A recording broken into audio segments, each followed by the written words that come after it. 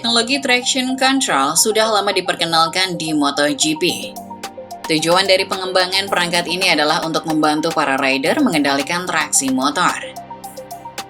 Merupakan rahasia umum bahwa pada era GP500 2-tak, traksi motor yang berlebihan adalah momok menakutkan baru para pembalap. Kesalahan dalam membuka gas akan membuat pembalap mengalami insiden yang keras. Motor-motor membanting para pembalapnya secara brutal. Tak heran kalau banyak pembalap pada era itu menderita banyak cedera. Beberapa bahkan pensiun karena cedera, dan ada pula yang sampai lumpuh.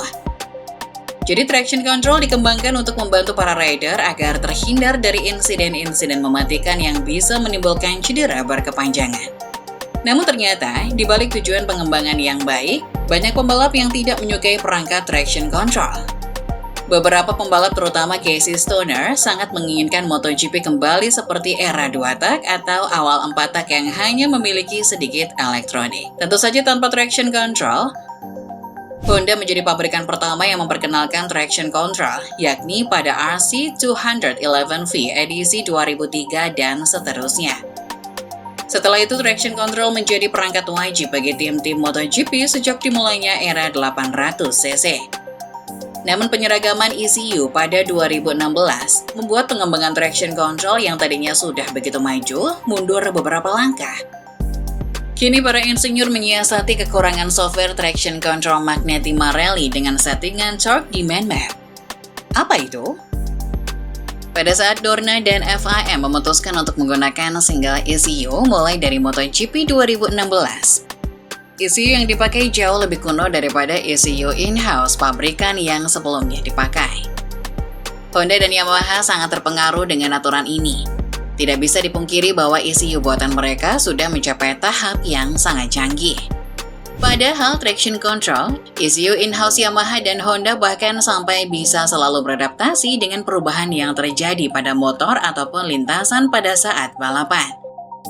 Saat ban sudah mau habis, atau saat hujan sudah mau kering, ataupun saat terjadi perubahan tekanan ban. ECU in-house sudah bisa menyesuaikan dan beradaptasi dengan keadaan tersebut. Namun ECU keluaran Magneti Marelli tidak secanggih itu. ECU tersebut masih memerlukan settingan manual, dan hanya bisa disetting untuk beradaptasi dengan situasi yang lebih terbatas. Awalnya hal ini membawa excitement lebih bagi para rider dan fans. Karena diyakini dengan teknologi traction control yang lebih kuno, maka balapan akan menjadi lebih seru karena slide dan ban yang berasap akan kembali.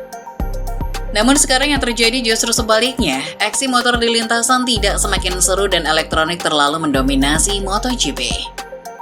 Penyebabnya jelas karena walaupun spek dari ECU yang diberikan oleh Magneti Marelli tidak banyak berubah sejak 2016.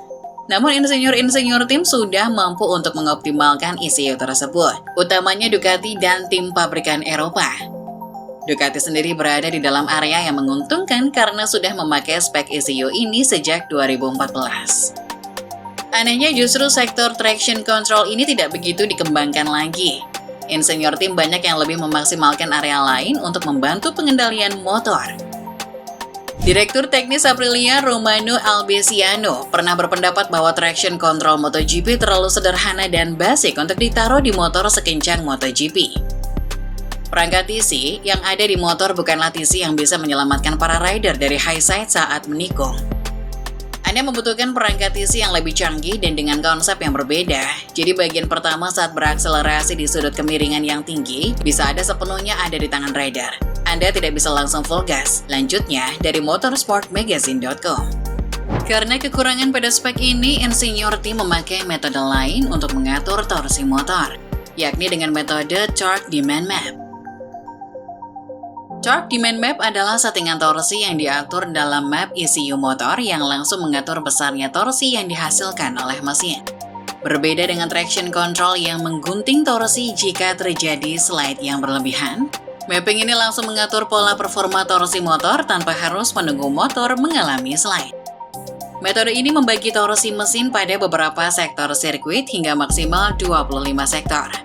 Sehingga setiap sektor tersebut punya torsi yang berbeda sesuai kebutuhan rider dan daya tahan ban lewat sensor yang berada di mesin. Alhasil, mesin motor bisa mempunyai torsi yang adaptif di setiap sektor yang diset. Torsi yang adaptif ini adalah membuat pembalap bisa dengan tenang menarik gas motor tanpa memikirkan resiko. Karena motor bisa langsung menyesuaikan torsi menjadi torsi yang ideal untuk memaksimalkan grip. Dan dengan variasi mapping motor yang bisa banyak, maka variasi dari torque demand map ini juga bisa punya lebih banyak variasi daripada traction control. Keberadaan traction control dan torque demand map ini membuat motor semakin mudah dikendalikan dan aman di bawah. Pembalap tanpa pikir panjang bisa langsung menarik gas secara maksimal dan motor akan tetap stabil. Sisi buruknya adalah, pembalap kini sulit membuat perbedaan dengan riding style mereka. Kini di MotoGP, pembalap diharapkan membalap dengan gaya yang mirip atau bahkan sama. Hanya segelintir pembalap yang punya talenta luar biasa yang masih sanggup membuat perbedaan dengan sistem elektronik yang sekarang. Pada saat ECU baru diperkenalkan, kami terus sangat berhati-hati dalam membuka gas. Tapi saat ini jauh sangat mudah. Motornya jadi lebih aman dan sangat sulit untuk membuat perbedaan. Karena satu-satunya hal yang perlu Anda lakukan adalah tegakkan motor secepatnya dan keluarkan semua tenaga motor. Ujar Danilo Petrucci pada 2021 yang lalu. Membuat motor menjadi lebih aman dan juga cepat adalah hal yang baik karena memungkinkan para pembalap untuk menjadi lebih dekat. Namun menjadi lebih dekat tapi tetap sulit menyalip tentu bukan yang diinginkan oleh penggemar. Bicara tentang penyediaan ECU dan elektronik, maka tidak ada orang lain yang lebih keras menyuarakan hal ini selain Casey Stoner. Stoner terkenal tidak menyukai elektronik yang berlebihan. Dia besar menonton GP500 di akhir 80-an dan 90-an yang minim elektronik. Stoner berpendapat bahwa melihat rider yang kesulitan mengendalikan motor adalah daya tarik terbesar MotoGP yang sebenarnya. Saya ingin melihat pembalap sliding, saya ingin melihat pembalap membuat kesalahan, saya ingin melihat pembalap kesulitan menjaga grip, ujar Stoner. Stoner berpendapat bahwa elektronik yang sederhana bisa membuat dinamika dari balapan menjadi lebih seru. Pembalap yang start di depan bisa membuat kesalahan dan mundur ke belakang. Pembalap yang start belakang bisa menyeting motor dengan bagus dan maju ke depan. Seperti era 2 tak atau awal 4 tak, di mana pembalap yang punya tangan bagus yang akan menjadi juara.